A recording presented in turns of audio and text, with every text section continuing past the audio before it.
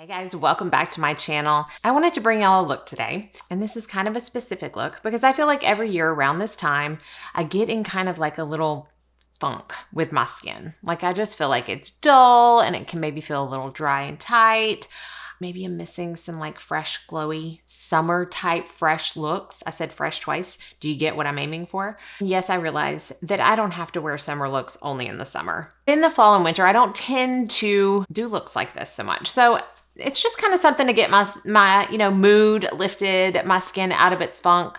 Minimal, glowy, pretty, easy makeup. So that is what I am bringing to y'all today. Let's go ahead and get started. I feel like my skin is a little tight this morning, which is not abnormal this time of year. When that happens, and I know I've done this in looks before, I like to kind of spritz it before I start applying makeup. So I'm going to take my Beauty Pie Triple I cannot speak. Hyaluronic. There we go. Acid Mist. Goodness gracious.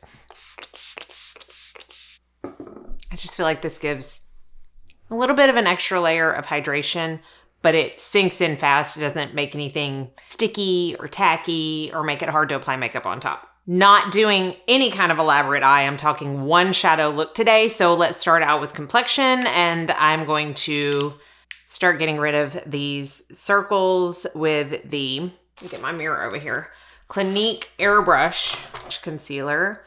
And this is in the shade Light Honey. So it is not marketed as a corrector, but because of tone, it has like a peachy tone to it.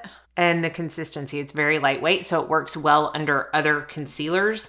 I like to use it in this step. No concealer or corrector is gonna completely get rid of my darkness, but just helping tone it down is what I really care about. Now to help with this glowy look, I'm gonna use a tinted moisturizer, even though I feel like this could definitely be called a foundation. And this is something that I had in my collection years ago and loved it and went through a whole tube and then just kind of forgot about it and got distracted by other newness and didn't repurchase. But my last order that I placed with NARS, I needed some stuff for my kit, so I added this into it, and it is the NARS Pure Radiant Tinted Moisturizer, and I got the shade Mykonos, which is medium 0.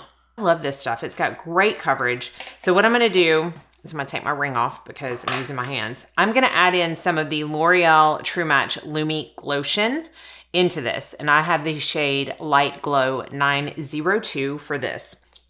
So I'm going to take a little bit of that tinted moisturizer and maybe a quarter to a third of the amount of tinted moisturizer.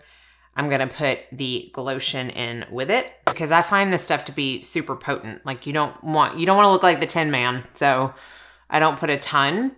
And then I'm going to put this on like a tinted moisturizer.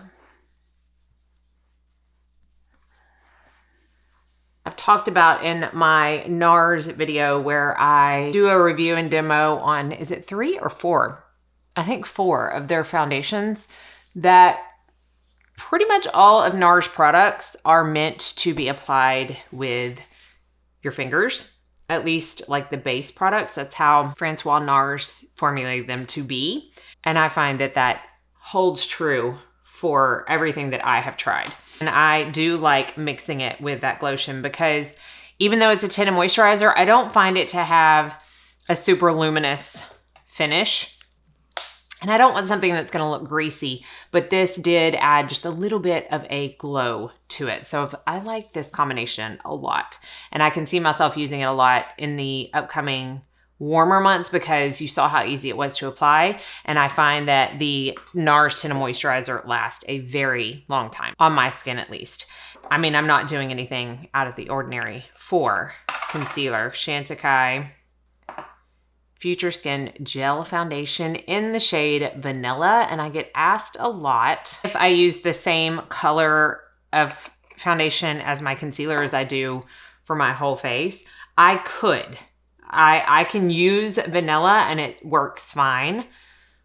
I tend to reach for nude for a foundation and then vanilla for a concealer. But if you already have this foundation, don't go out and buy a different shade for your concealer. Try it as a concealer in whatever shade you have in the foundation and see what you think, because I promise you, you're gonna love it. I set with my Ilia Fade Into You Soft Focus Finishing Powder under my eyes. I'm almost out of this. I need to repurchase it.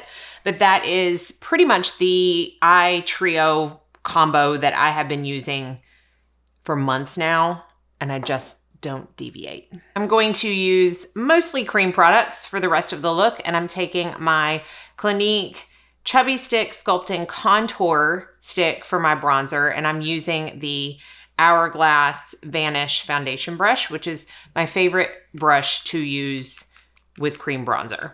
And I'm just going to pick it up from the actual stick itself and then stipple where I would normally bronze.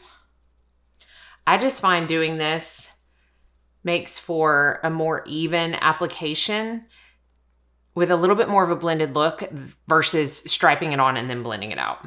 This does have a little bit of a warmer undertone. So my friend Abby, which I'm sure most of y'all follow, Abby Bliss White, she went and had like a consult done for like a color analysis, and she did a video on it. If you haven't seen it, I'll try to link it down in the description box so you can go watch it.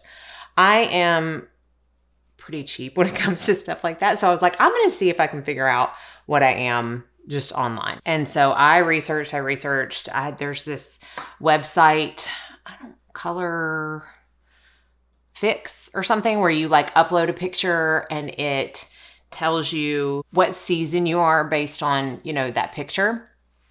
So anyways, I did a lot of research. I thought that I knew what I was, and when I uploaded my picture, it was the same thing. So I'm pretty sure I am a light spring, and one of the things for a light spring is warmer makeup colors. So I do find that I feel most comfortable in bronzers. Y'all know how I love my peaches.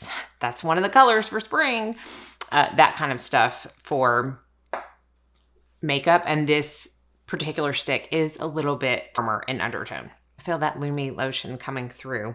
And we're going to use it again for blush. So what I'm going to do is I'm not going to use a highlighter today, because as you can see, like I'm not going to need one, right? I've got luminous products already on my face. I don't want to go overboard.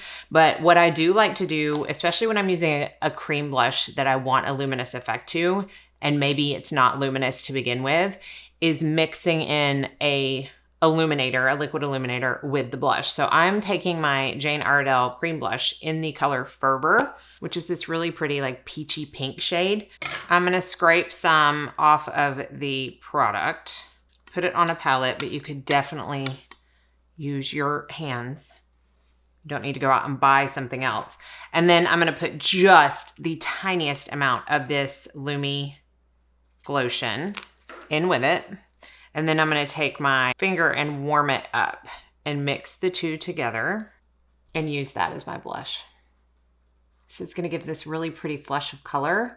I'm taking it up onto the cheekbone where I would typically take illuminator anyways. And it's a 2-in-1, literally a 2-in-1. And I tend to go heavier with cream blushes as far as application. I just feel like they look so much like skin that I don't care if it's a little overboard, because it just makes me look more naturally flushed.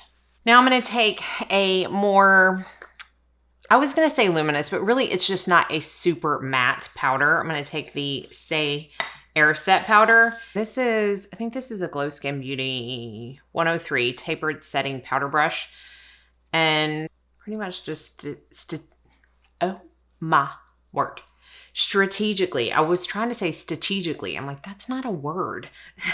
Strategically set, because I don't want all of this glow to go away. It's kind of the point of the look. So I'm really just going right beside my nose and then right here kind of under the cheek and in between the brows. I really don't like it glowy there. Some people do, but on me, I just don't think it looks right. So see, we still have that glow on the cheeks, and see why I didn't use an extra highlighter? I just didn't need to. If you don't need to use the product, there's no sense in using the product. Before I go on to eyes, I do want to put on some lips, because this is one of the types of products that is supposed to like mix with your own skin chemistry and give you a specific color pink. And I want to give it time to do that. So this is the Jane Iredale. It's covered up with one of their own stamps. but it's kind of like the lip balm. I'll try to find out what it is, y'all. But it's in the shade Forever You. So it is white, you can see, but the second it hits my lips, it turns pink.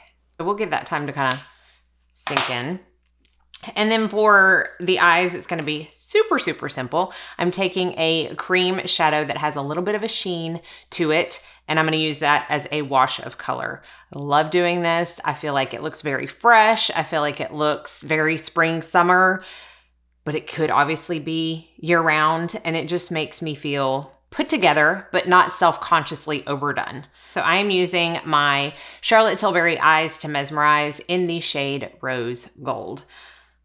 I love all of the Eyes to Mesmerize. Many of them that I love have been discontinued, but I'm just taking this on a Sigma E25, and I'm going to put that all over the lid and even up into the crease because I am not putting anything else on. This is really just going to look like a little bit of a sheen. It's going to catch the light as I turn and blink or whatever, but it's not even a heavy color. I'm not adding any kind of dimension to the eye. That's not the look. That's not the like goal of this look. And I said I wasn't going to use anything else. I had gotten this out to possibly use on the skin, but I don't think I'm going to. It's the Chantecaille Sunbeam Cheek and Eye Shade in Ray. I'm not sure if they still have this or not, but anything similar to this. And I'm just going to take it on that same brush. I kind of wipe the brush off on a towel, and I'm just going to top that cream shadow. Really, honestly, the only purpose this serves is to help the shadow from creasing.